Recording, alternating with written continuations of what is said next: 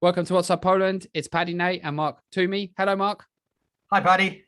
Mark's my expat of choice, my Irish expat of choice, number one expat, and he's fairly knowledgeable about the country. I haven't been here for yonks. I won't reveal how many years. What I wanted to do today was talk about a story which has raised some eyebrows in the country of Poland. Okay.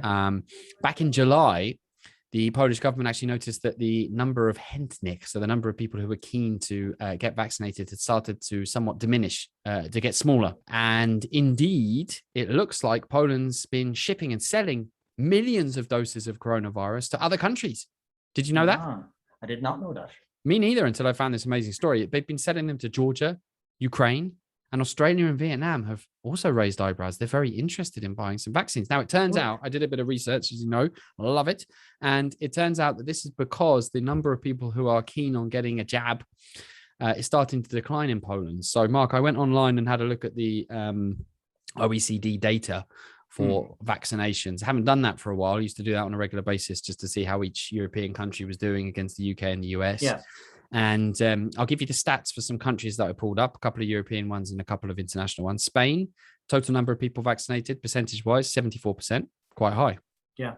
Spain was a beer producer that, well, it was a different story. You'll have to find me and Mark online to talk about that. Ireland, whence Mark comes from, 71%.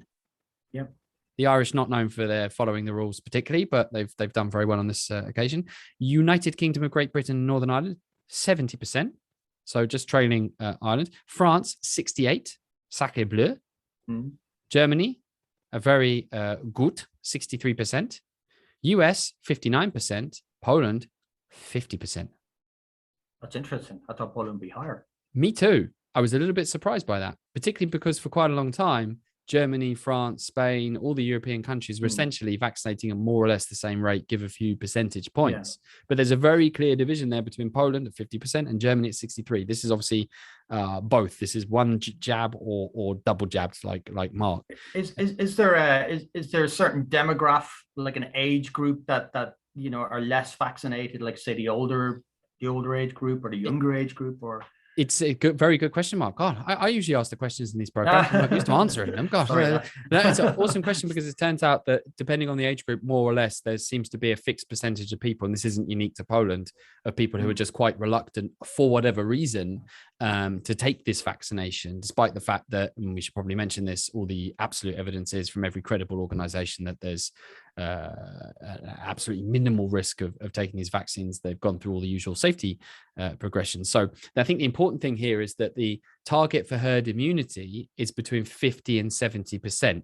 So I think most countries would be quite happy with being close to 70, like said Ireland, UK, and Spain. And if you're at the bottom end of that little target, you might be a little bit concerned about, well, winter cometh, Mark. Yeah. And obviously with the schools going back, we might well see a rise in cases, and obviously with that a corresponding rise in hospitalizations, and with that, of course, tragically and sadly, a corresponding rise in the number of deaths. Although we should obviously point out that the picture is rather mixed, because there was quite a large rise in cases in the UK, but a relatively small number of deaths in the UK as a result. So Poland has a surfeit, a good word, of vaccines, and they're looking to shift them off.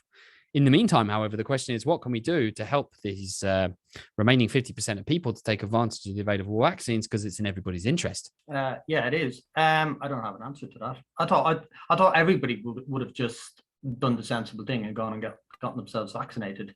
But it appears that there is a large percentage of the population who haven't done that. Have you got any relatives, or do you know anyone, Mark, who's a kind of bit of a anti-vaxxer and is pushing all sorts of conspiracy theories and random facts your way? I did meet one. I won't say where or who, but sure. And it was kind of unsurprising, given some of their other beliefs. But yeah, you know, and I just kind of, you know, as you know, that person has kids, and they've kind of, their attitude towards vaccinations has been shared with the kids as well, and I think it's just sad, really. Yeah. Well, let's monitor this progress. Who knows? Maybe Mark will be coming back on What's Up Poland, and we can do a little rain check again, Mark, as the school season begins and the weather starts to turn. Although looking out the window, I would say that's probably happened already. Let's keep an eye on it. And the best way to do that is to watch What's Up Poland.